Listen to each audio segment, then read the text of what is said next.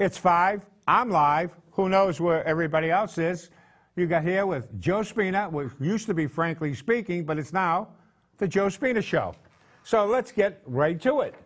Our number here is 781-780-9460 if you have any questions. And here's a new wrinkle. I think you'll like it. If you go to lyntv.org, take a look at the screen there, and you'll see a circle ellipse, a red ellipse down the bottom, which says Public and Government. And you can actually watch this show live streaming anywhere in the universe. So if Edward Musk would like to tune in, he can. Once again, we're going to be live streaming, and you can watch this show anywhere at any time. Some notifications. Apparently, Flax Pond and Sluice Pond are going to be shut down on June 20th, beginning at 9 a.m.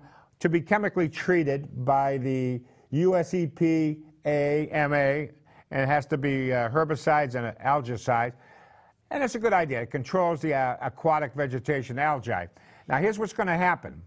Both ponds will be closed to all water uses, including swimming, fishing, boating, until the very next day, the 21st. By the way, folks, the 21st is the solar equinox. That's the longest day of the year. The use of water from both ponds for drinking, cooking, irrigation, and watering livestock. I didn't know we had any water.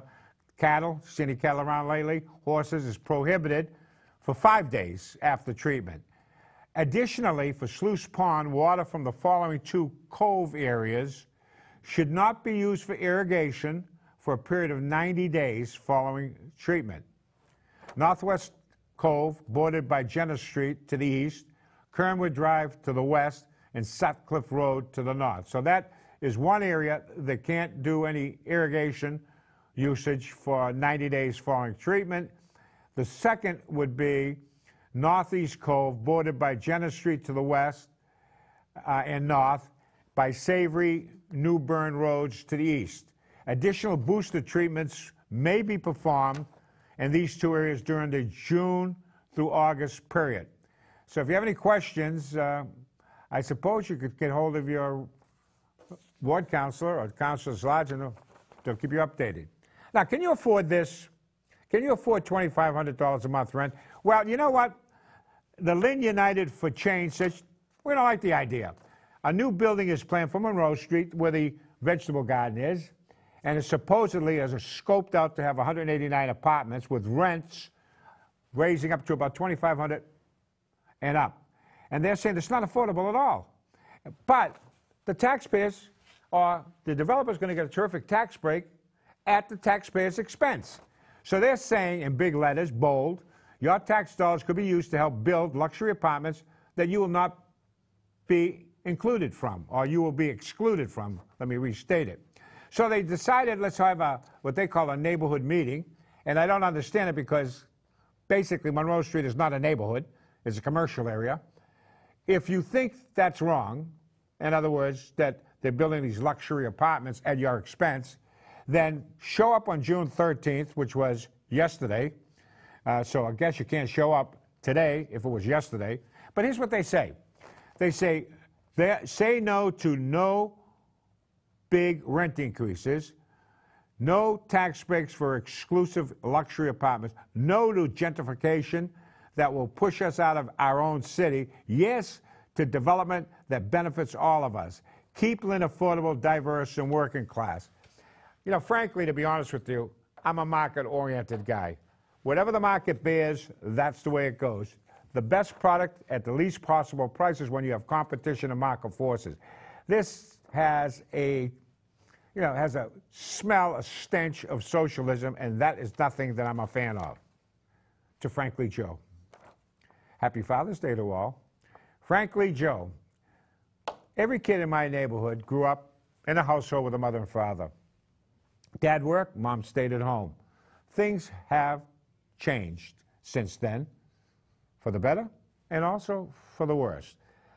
Along the way, fathers lost their way. Their absence, sadly, has negatively impacted a generation of youngsters. The statistics are staggering. So as we celebrate Father's Day, let's resolve that men be men and fathers be fathers again. So let's throw up some facts here, folks. Facts about the fatherless. In the United States, there are roughly rounded off 24 million children who live absent their biological father.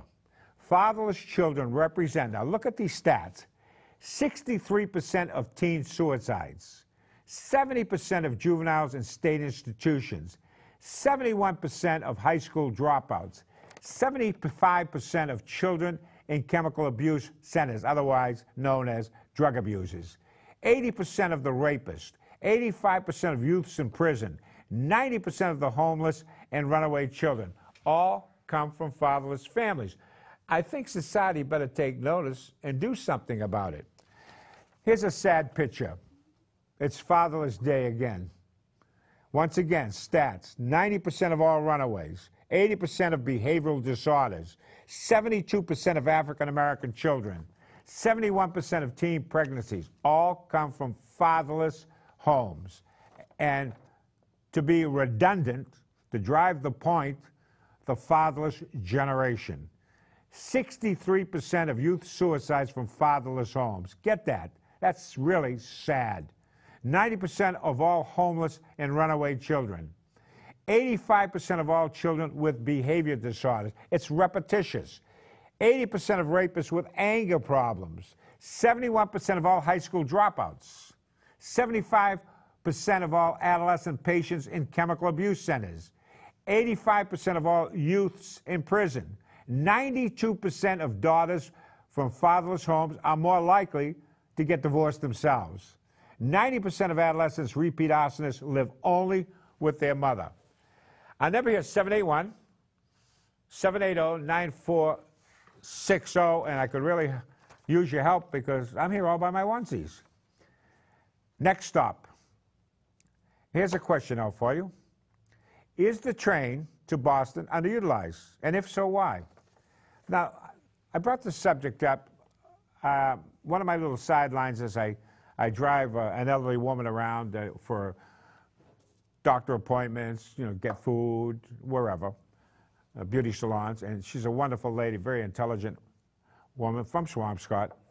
And she was saying how the train from Lynn takes 17 minutes to get to Boston, and that Swampscott has difficulty to get parking spaces at the Swampscott station and should really like to utilize Lynn. Unfortunately, she has heard rumors, or people are saying that they're a little leery about coming to Lynn, women, and going up the stairs. I don't even know if they have an elevator. And I never knew this. Elevator is the most dangerous place for a woman alone to be. That's where they're most vulnerable. And in any case, what she was saying is, and whether it's perception or reality, is that a lot of folks from Swampscott and Marblehead and adjacent areas would utilize the Lynn Depot trains down across from North Shore Community College. And I don't really know, do they stop in both downtown Lynn, it's been years, and also North Shore, or just one or the other? And if you could know, let me know, because I have no idea. I haven't been on a train to Boston in a lot of years. And maybe we should use it. We talk about connection to Boston, and we have a direct line. It's called the train. 17 minutes is a rather quick trip. So, maybe we should advertise it, maybe we should push it, maybe we should let people know and utilize the station and the train more than we do. And, maybe we should just put in some kiboshes and coffee stands and stuff, like get traffic into that area so that people feel a little bit safer. And that's that one. Moving on. P-A-R-C. Park, huh? That's how you pronounce it? Park? Lynn Common Restoration Project. Well, the City Council voted to authorize Mayor McGee to reapply. Remember this, reapply, because it was originally applied. The genesis of the whole program actually came under former Mayor Judy Kennedy. But it had to be reapplied for in order to grant to rehab Lynn's Commons. It's called Phase 3, and apparently there's about a $600,000 grant that's available that the mayor must sign off and document so that we can finish the development of that particular, or what is known as the Lynn Common Restoration Project. Now, the goal is to improve the infrastructure, the green space, and pathways so we'll be able to host major events and activities on the Common, which really sounds like a really good idea. I mean, I remember when I was a little kid, I'm dating myself here, when a guy named I Like Ike stopped in Lynn to give a little speech where the bandstand used to be on the Commons. And people actually, I remember going to the Commons and listening to orchestras playing. So it was pretty much utilized quite a bit in the past. And perhaps we should think about doing it again. And another great idea, by the way, it's not mine. Tim Fenton talked about swan boats on Flax Pond. And they actually used to do that, have swan boats on Flax Pond. That'd be a terrific idea to reinstitute that. I stole the idea and talked about perhaps we should use a ferry to, do Lynn Shore tours, so to speak. I like that little terminology. And I think people might like that. You get on the boat, and nice warm summer evening, and go around Lynn Harbor and the Haunt, and around the whole seacoast shore. So, there are a lot of possibilities. It takes a little imagination, that's all. And I want to point out, there was something here that I thought there was a little finger pointing going on, but if I get to it, I will. On the 21st, I'm sorry, let me restate that. On July 1st, 2018, we're going to call it Trash Fee Day. You heard of, Independence Day? Well, this is Trash Fee Day. So it's going to be $90 per unit. That's you folks. Billed semi-annually. Originally, we have a phone call? Well, let me get right to it. Hi, caller. How are you? How are you? Hello? Are you there? Am I losing someone on the phone? I just heard something. Now I don't. Little bad news about the trash thing. Oh, on the Trash Free Day? Yeah. Yeah, I called City Hall the other day, and the guy at the desk answered the phone, and they said, I'd like to know about the trash. Oh, go to Commercial Street. I said, no. Joe Spina said to call the assessor's office. He says, well, I'll connect you. So I got the assessor's office, and she said, I think she thought it was a crank call. I said, did you ever hear of Frankly Speaking? She said, Frank who? She says, I'll hook you up to somebody else. So a lot of music played. She hooked me up. And I said to the woman, did you ever hear of Frankly Speaking? No. I said, did you ever hear of Joe Spina, Paul Crowley, or Darren Sear? No. I said, well, they told me to call here about getting a rebate on the trash thing. She said, you tell them. I said, did you ever hear of them? No. Well, you tell them to stop telling people to call here. Honest. This really happened. I said, all I want to know is, Joe said that senior citizens, she says, oh, I know that much.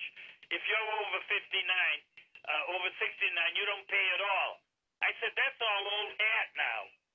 I said, so she said, well, I don't know anything about it, but I'll call you. So she was awful nice, so we got talking, and I said, how do I go about getting the discount? She thought the other one was still on. She said, well, get your license and a letter and go in. But she said, this isn't my department anyway. So the only thing I want to say, Joe, is as much as I love your show, and you and Paul and Darren, I really think fulfill the gospel thing. Render to Caesar the things that are Caesar's, and to God the things that are God. You're so much for your city, and you're also for your religion. You gave a beautiful talk that time you went to St. Pius's confirmation, and Paul thrilled me when he said, I'm proud of coming from parochial school. I'm so sick of hearing these counselors, oh, I'm a public school graduate, They got the lowest in the country. St. Mary's, every single graduate got into college, 100%. Joe, I won't bother you anymore, but I just want you to know, when I call this show, I think City Hall is listening to me. They don't know we exist. I don't even think they know the Lynn Channel exists. You know what it is in life and in City Hall? Everyone's absorbed in their own little four walls of their office, and they don't know what goes on in the rest of the city or the rest of the building. Yeah, I got a lot of no's there, huh? Actually, Sarah that mentioned that in order to get the rebate, and this is important, if we throw that back up there, I call it the Losey Amendment, and you had to be 69 or older, and there was actually it's a $40 adjustment net. In other words, you're supposed to be paying, the average person that's under 69 pays $90 per year twice, so it's $45 semi-annually. And then you, if you're over 69, or I, well, just slightly over 69, we get a little bit of an adjustment. But in order to get that adjustment, you have to go in person down to the city clerk's office and sign for it. And I suppose you have to, pull out your ID to show that you're, over 69 or over. And the other problem with this whole thing is that the trash fee is subject to a 20% increase in all the subsequent years. So it isn't as if, it's a great deal. It's a trash fee that wasn't supposed to be assessed to anybody except outside landlords. And then they start finger pointing about, why the trash delay? Oh, well, the original ordinance was unworkable. Then why did you pass it? I mean, the city council turns around and puts an ordinance out there that's unworkable. Does that make sense? Got to take a break. Our number here is 781-780-9460. Give us a call. We'll be back shortly. 350 million people worldwide suffer from depression. While this may come as a shock, what many people don't seem to realize is that depression comes in various forms and is experienced differently in everyone.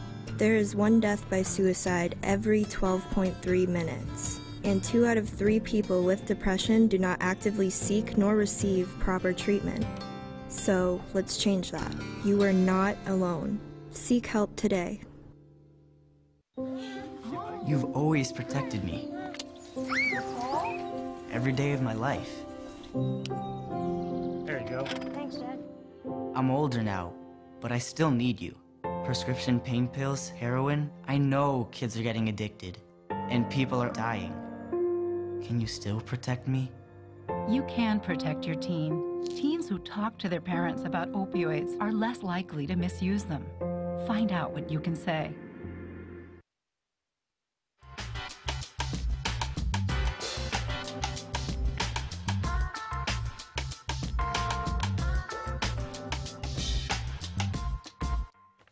And I am back.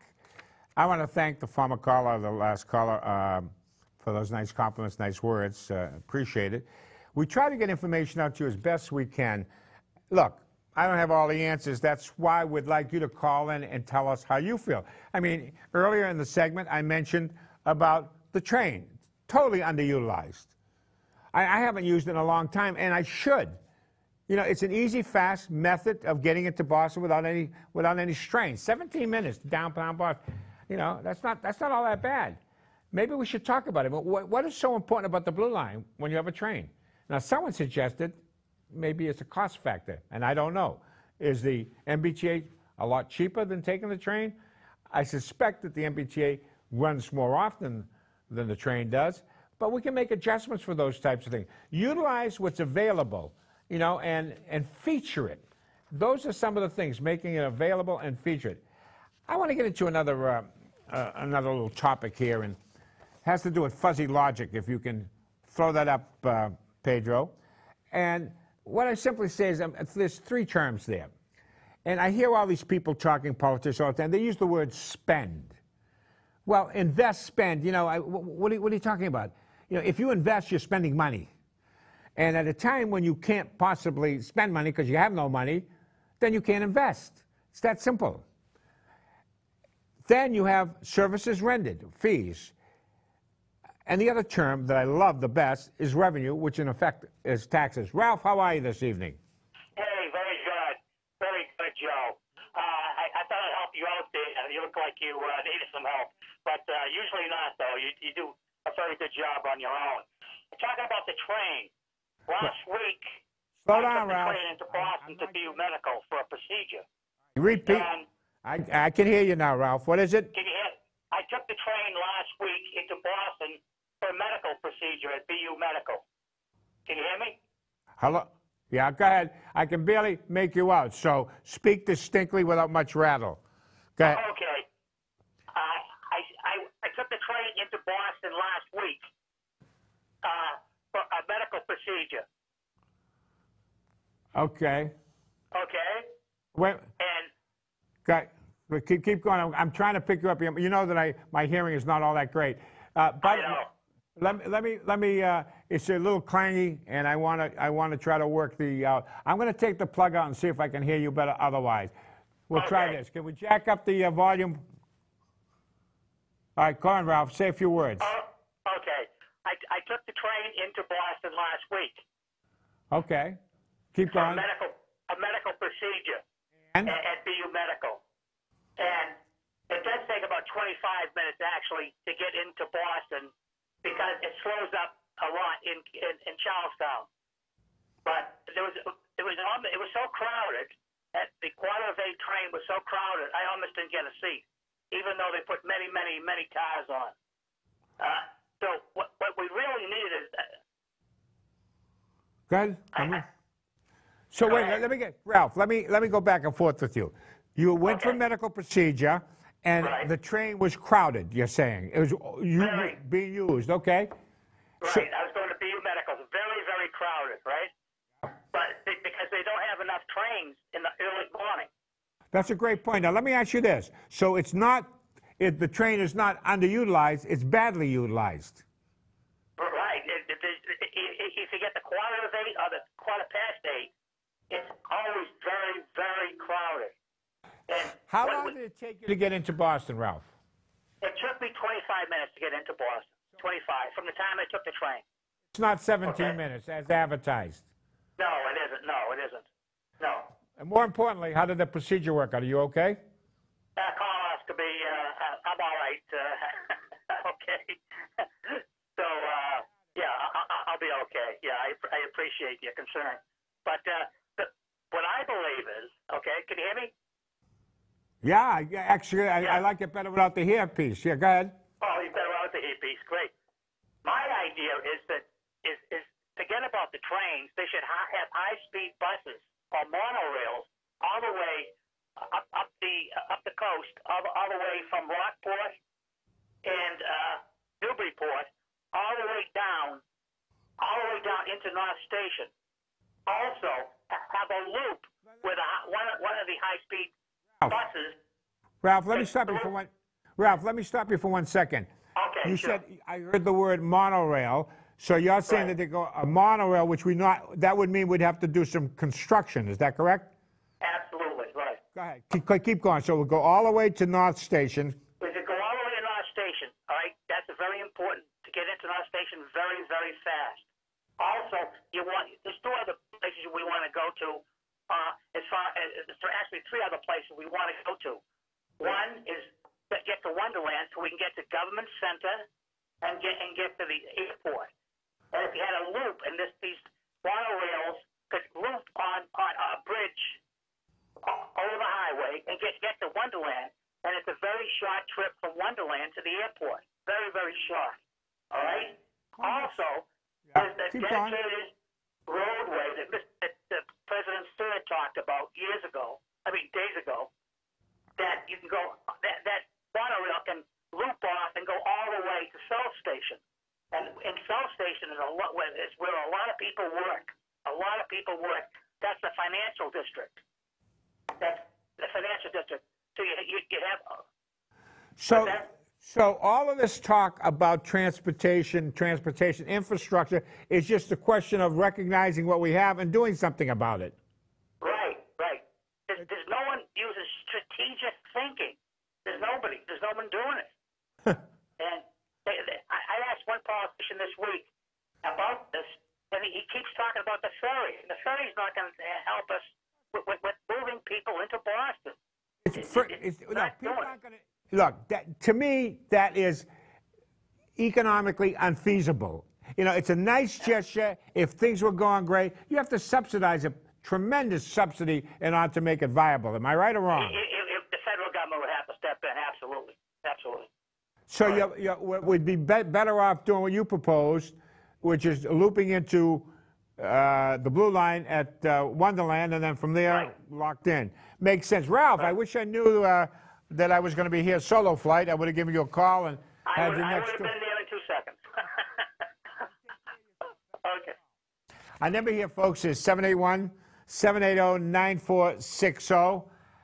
And, you guys come up with great ideas out there. I hear you, I see you out in the street. And by the way, thank you for all of the nice words that I hear from you. I suppose no one's going to come up and say we can't stand you. But, yeah, it's really nice to hear from people and great ideas come out. I wish more politicians would listen to you more often than not. And they're not. I try to get as many on as possible so they hear you, but, they look at me as a right-winger, one of these, the antithesis of the liberal left, so to speak. And, of course, that's not accurate. I just like good government from whence it comes. Speaking of which, now, let's throw up a little bone here. What about Donald Trump? Let's get this up here. Does Donald Trump deserve the Nobel Peace Prize? Let's throw that one out there and see what happens. The number is 781-780-9460. The past president got the Nobel Peace Prize before he did anything. They just gave it to him. He hadn't accomplished a thing. All of a sudden, we got a guy who turns around and is making the first step, and the only president in my lifetime to approach North Korea and, in effect, end the war that has never been ended. It's an armistice, but the war has not ended. And one of the most underreported stories of all, and it's very important, is that he was able to get folks, or the North Koreans, or Kim, whoever you want to talk about, to commit to returning the remains of soldiers, POWs, or missing in action, the remains of soldiers from the Korean War. And that, that a lot of families appreciate that. So, I don't know, they say, well, it's a first step. Everything's a first step. You have to take the first step, but it's moving in the right direction. I remember when Reagan, they called them, nutty when he was talking about Star Wars. In effect, what he was saying is, if you want to shoot missiles at us, Soviet Union, guess what? We'll knock them down with this thing called Star Wars. Tony, how are you this evening? Good. I have to talk about Trump. He has given up his life for that presidency. He's got nothing to gain, and they're tearing his family apart. He's the most unhappy man. His wife has gone dippy.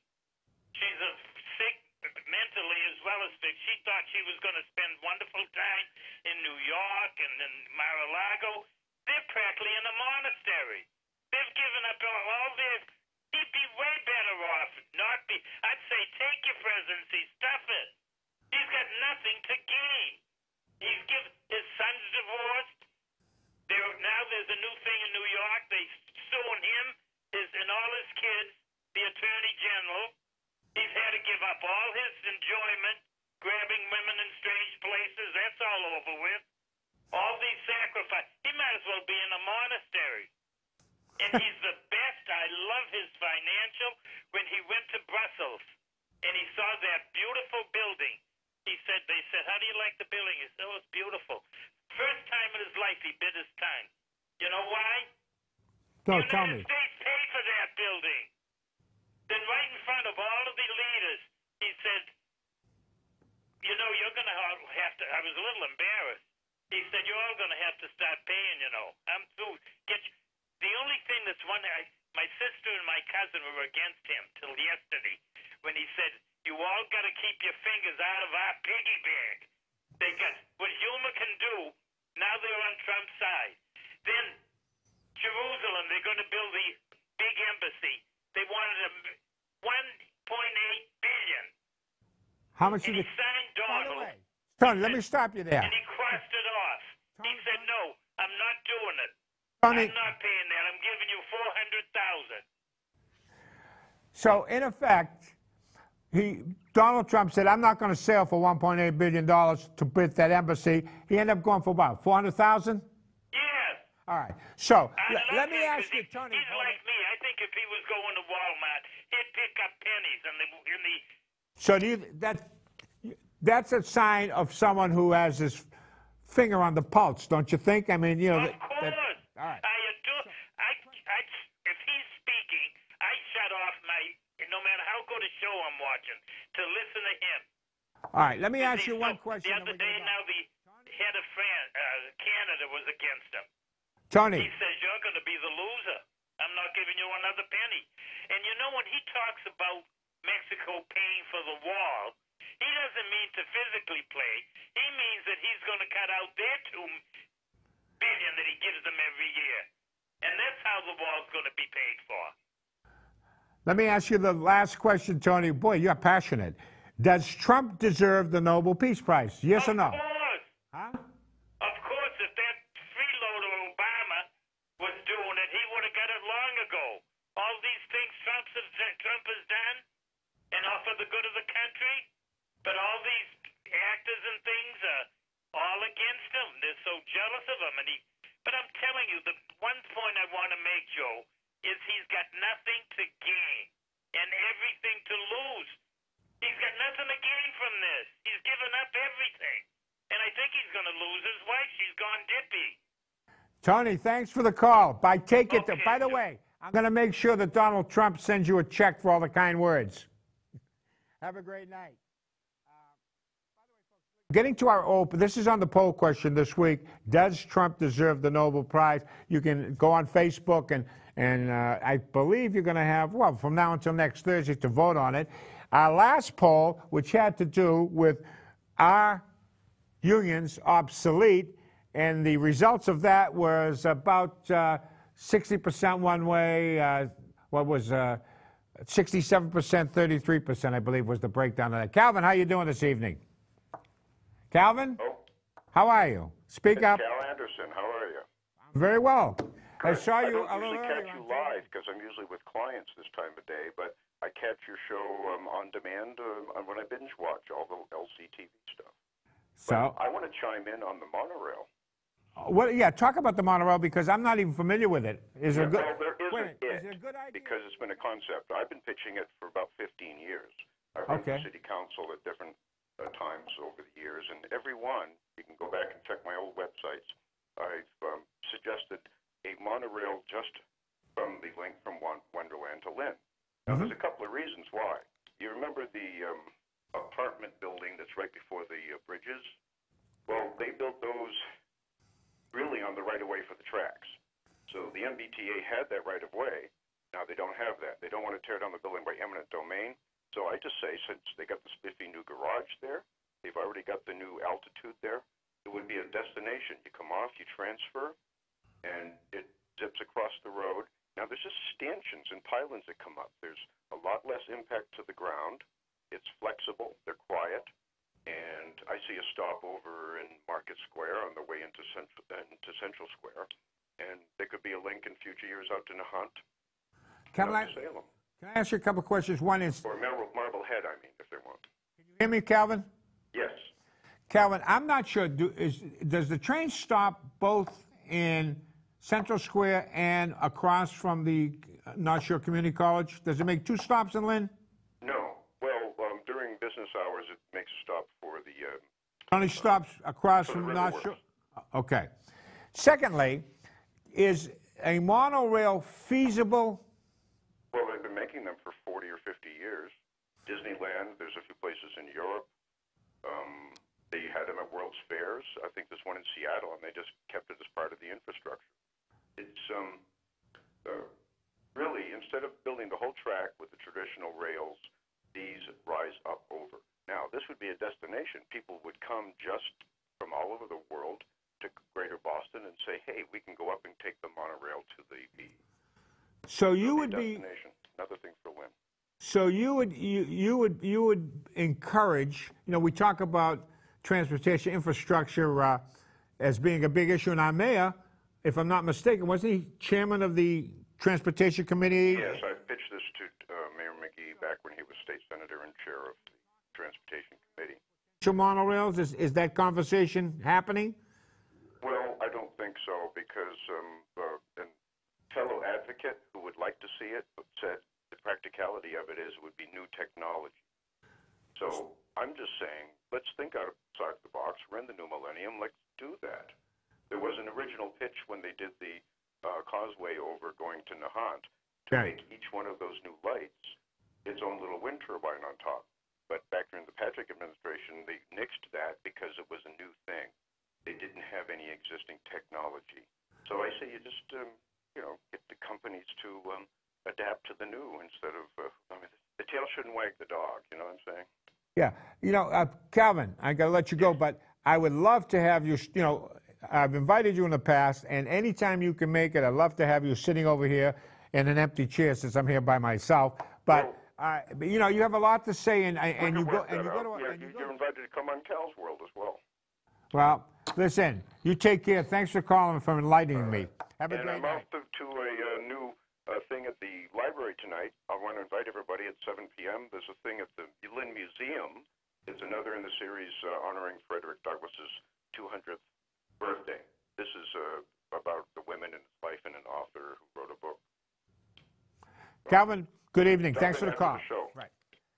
Anyway, our number here is 780-9460. Monorails. I had never thought of that idea. And thanks for telling me that there's only one stop. I didn't realize that. Just one across from the North Shore Community College, I guess. Other things happening, and you have to give credit where credit's due. I believe Scott Alban is, he ran for councilor of Ward 5 a while back, but he's very, very much into music and having things happen in the downtown area. Mount Vernon Street on weekends is getting to be an active place, and I think that's an awfully good thing. But I honestly believe, and I'd like to have you people tell me, whether they should take Mount Vernon Street and turn it into a two-way street. It makes no sense to me that it's one way. Paul, good evening. How are you? Speak up. I don't hear that well. Doing a great job without your counterparts there. Paul, what do you have to say? Yeah, you're doing a good job without your counterparts. Anyways, Joe, can you hear me okay? Yeah, I'm trying. You just speak up, and I'll fake it as best I can. All right, pal. Joe, I called up City Hall. I called City Hall today because I was trying to get an extra barrel for my sister, a trash barrel. They told me I had to call Waste Management. They were going to give me a 1-800 number. They told me it was going to cost me $170 for a year for an extra barrel. Okay, you got to get it from Waste Management, not the city. 2 years ago, when they started this trash fee, Darren Sear was saying it was only going to be $100 to go to the DPW and get an extra barrel if you needed it. Well, if they're going to change their minds, why don't they tell the taxpayers about it and the voters to win so they know what's going on before they call and ask for this problem? Paul, they don't, and you're exactly right. For example, I'll tell you what really ticked me off. I was a little hesitant. You remember when they convinced us that we had to build a Thurgood Marshall Middle School, the new junior high school? Do you remember that? Yes, I do. And we had to make a decision sometime in September before we went on the ballot and this and that. We were under pressure because apparently the funding would have evaporated. And the predicate in what they sold was that it was going to be 20% of the total cost. That was the way they sold it. Now, the total cost was supposed to be about $90 million. 20% is $18 million. You say, well, I can bite the bitter bullet. But it wasn't $18 million because all these exclusions, we had to pay for the land, we had to pay for site preparation. Before you know it, we had to pony up about $40 or $50 million for that school. Did you know that? Yes, I did, Joe. So it's Joe, the whole thing coming on this, Joe. Pardon? The whole thing about this, Joe, is, $170 a year for a new barrel, $90 coming up next week for a trash fee. That's $260 a year right there. Wait a minute now, Joe. I'm going to tell you something else. All right? So what's going on? Here we are giving free passes to Market Basket, Kettle Cuisine, Ken Capri just got a loan from the city. What about the taxpayers of Lynn? Where do they get the break? When do they get the break? Well, we're the ones that put these guys in office. When are they going to take care of the people of the city of Lynn? Paul, I paid over $200 more on my quarterly tax bill a couple of days ago, and I'm sure you did too, right? Right. Okay. Now, here's my problem.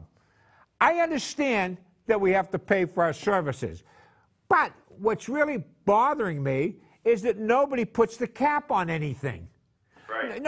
Nobody says, wait a second, maybe we ought to revisit some of the policies. I mean, how can you have an attitude in which and we have people who want to make Lynn a sanctuary city. Doesn't that, by its very nature, attract folks into our school system that we have to pick up the tab for?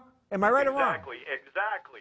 Okay, so how come no one has the courage to talk about, listen, maybe enough is enough. Maybe we should probably revisit some of these ideas that we have, and they don't work. How can you possibly turn around and say, oh, we have to renovate a school, and oh, we're gonna receive 80% reimbursement, maybe, but that's still gonna cost us $1.2 million.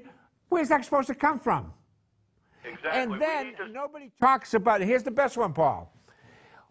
I don't like ancient history, so let me restate it. We're going to, or there's a proposal out there, and they're planning, the Lynn Water Sewer Commission is planning to separate the water drain system, the sewer system or whatever, the storm system, in West Lynn to alleviate flooding as best they can. It may or may not, but it costs $150 million to do that.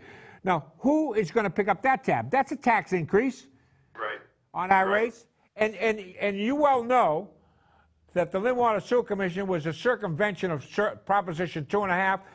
Most of the time, the old-timers paid water and sewer in their real estate bill, as you will, and your trash was picked up. They split everything off, and so now you're paying for real estate tax, a trash tax, a Lynn Water Sewer, water usage, sewer usage. Before you know it, if you breathe the air, they're going to tax you.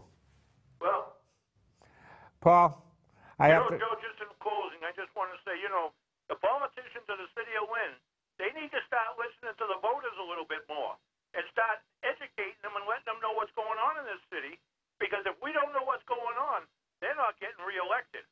Well, I hope that we're a little more tuned into what is in fact going on. I mean, how can someone tell me that the trash fee that was instituted last year that wasn't supposed to affect you or me, how can they say, well, they couldn't put it into effect because the ordinance was badly written? Then why did they vote on a badly written ordinance? I mean, what's that tell you? That tells you the incompetency of the council on that issue. Am I right or wrong? Exactly. And that's what I'm talking about. What I'm saying is there's too much incompetency going on right now. We need to start, straightening out the taxpayers of Lynn. These people are paying top dollar for taxes, okay? And where did all that money go that we paid the taxes for? Well, why are we in debt all this money plus $7 million?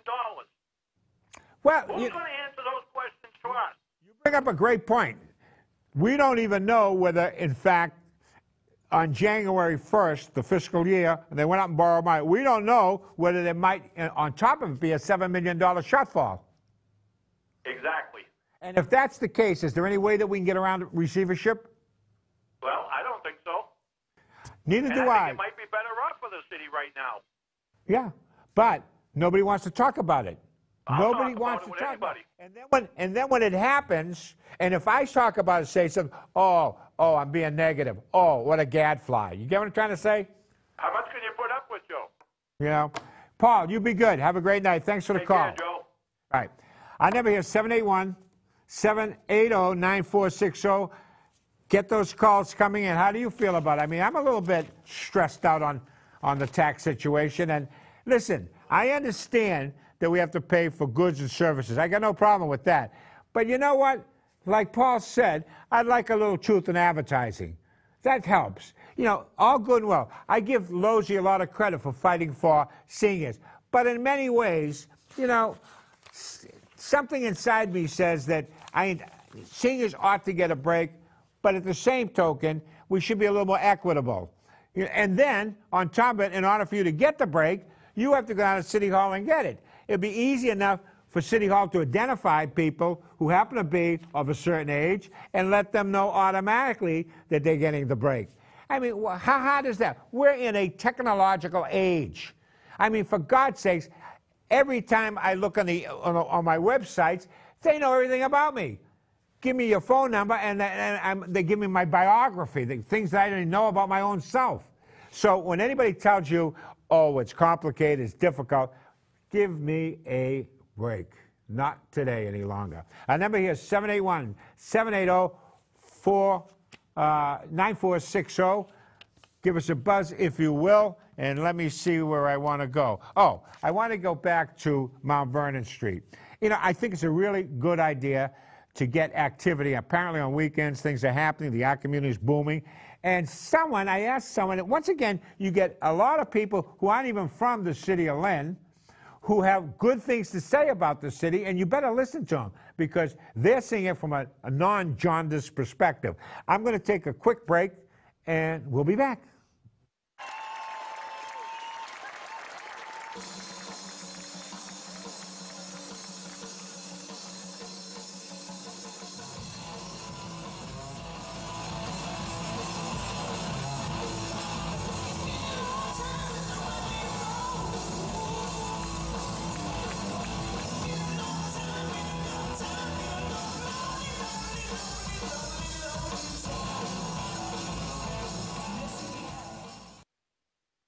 I was 18 years old. I had it made. Until I went to a college party, and I thought I was immune to temptation. That's when reality struck. Quite literally. If you choose to slowly end your liver, don't let it be your life that ends early. Be responsible.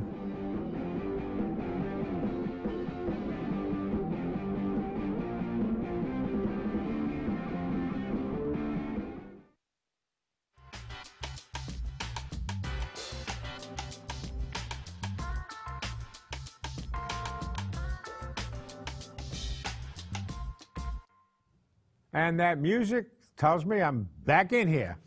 I want to make mention of an ad you just saw, the drunk driving ad, and I absolutely think it's terrific. And you know what? That's done by a young student at Lynn Tech who learned how to do things there. He's taking courses over there, and he also comes here as an intern.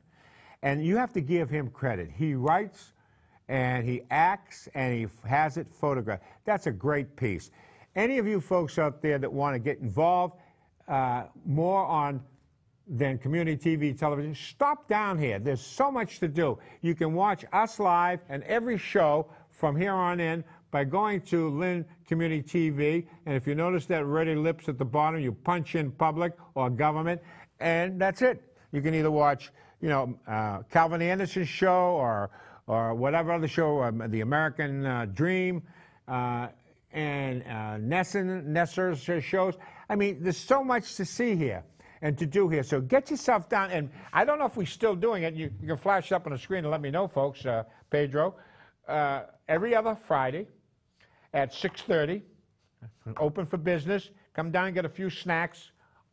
And they're going to play a movie for you at 7 o'clock for nothing. Every other Friday, I believe that's it.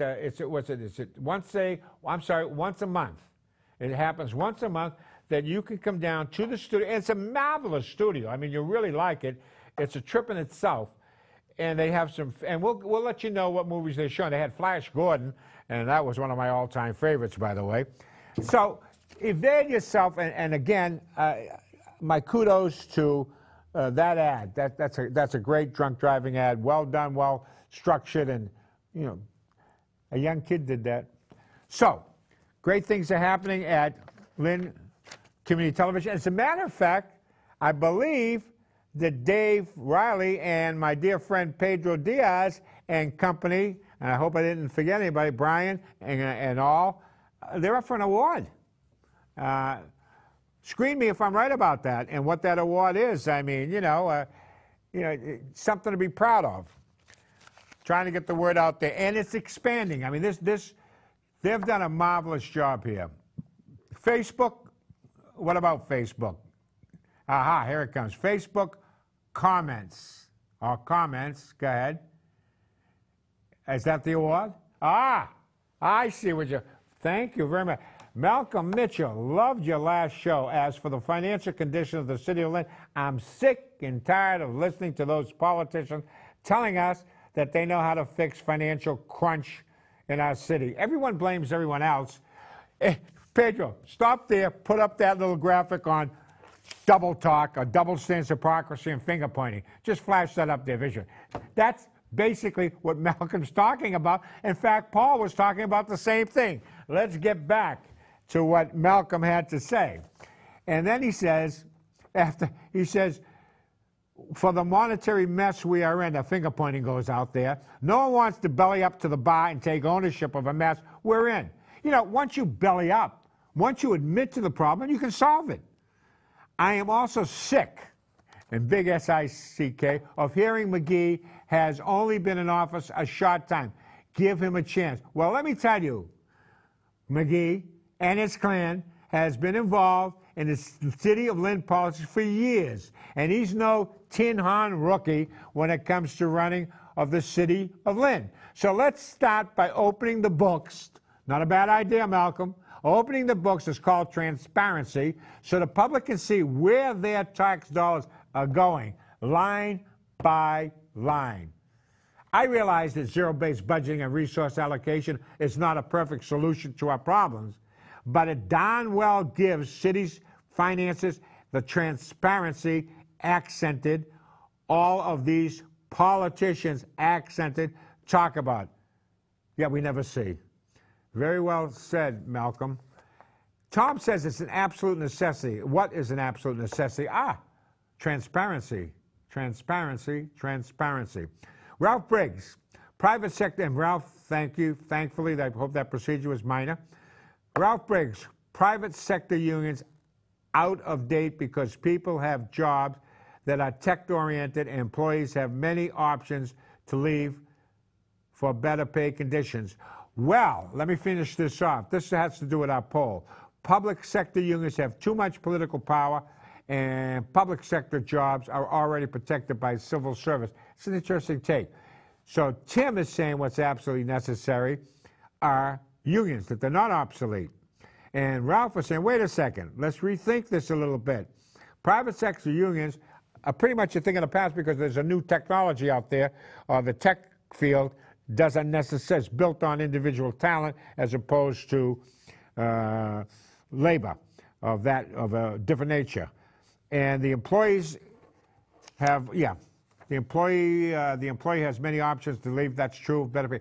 They can compete for better jobs because of their talent. It's merit-based. Public sector unions have too much political power, and we have to think about that. And we also, and that's true, they are protected by civil service. I hadn't thought about that. Good going, Ralph. So we flip over to Ralph. We already got one, so we're going to go to Joan. Joanne. Have there been cuts? Well, I don't know. I have seen spending. We all have. Grants that need to be funded. $180,000 for the Commons. Well, actually, do we have to come up with money for the Commons? I mean, there's a grant. It's supposed to be $580,000. Do we have to pony up $180 to get the $580? I don't know. The developer on Monroe Street is getting a TIF. Sean Cronin, the overseer of the state, did a presentation for the council. During the presentation, he cautioned the city on the use of TIFs. The presentation fell upon deaf ears. Joanne, someone who I respect and love very much, namely my son, brought this to my attention. He said that Sean Cronin laid out in lavender where this city was and what they had to do to become viable and responsible. And he pretty much said that the councilors had no idea what he was talking about. And I don't know. And, well, Ralph, she's right on point. So another one to watch it. Joe, you could be right about pot parlor downtown, but beware of the fact that a large part of marijuana culture is music. I don't believe that limiting the parlors to one is going to work. I, for one, would not sit down and listen to hip-hop. Neither would I. Rap, well, I like Beethoven a little bit. Every group is going to want one. Also, said parlors cannot sell marijuana or alcohol. No tax benefit for Lynn, just more problems. Is that right? The parlors cannot? I didn't know that. So this isn't like you can go in there, sit down, stoke up a joint that you buy there, and have a little conversation as if you were going to a local pub in the old days. I didn't realize that. So that's the way it works. I do think, and Tim, the point I was trying to make, and apparently you think it has some efficacy too, is that if you take that building, the old item building, and you put it there, it's in the perfect location. I mean, it will generate traffic. It's already in a market that partakes itself of recreational marijuana. They got the college right down the street. You know, the art folks and all the folks that the millennials who love these condos, downtown condos. So, and it'll generate traffic and make people feel safe. Whoops. I just wet the whole place, would you believe it? Slob that I am. In any case, we got a minute or two left. I want to thank you folks for bearing with me. And our number here, 781-780-9460. Put that down in your Rolodex to give us a call. Meanwhile, let's throw up that other little factor, which is we can be live streamed on lyntv.org, is it? Put it up there. Yep, there it is. lyncommunitytv.org. So you can watch this show and any other show anytime you like, live stream it, and see that? Like, once again, that ready lips down there. Press on public or government, whichever you want to see, and the rest is history. So, next week, I have no idea what we're going to be, whether it's going to be the Joe Show or Frankly Speaking. If it's going to be the Joe Show, well, we're going to rename it. That's all. The Frankly Speaking has had its day. Brian Sear, like to see you. Paul Crowley, like to see you. Otherwise, I'll have you, the public, you, the City of Lynn. You be doing the talking. You'll be in that chair. Whether you're calling me or in that chair yourself, we're going to try to find out and bring transparency and bring some conversation to what Lynn is all about. On that note, have yourself a great week. Until we meet again, good night.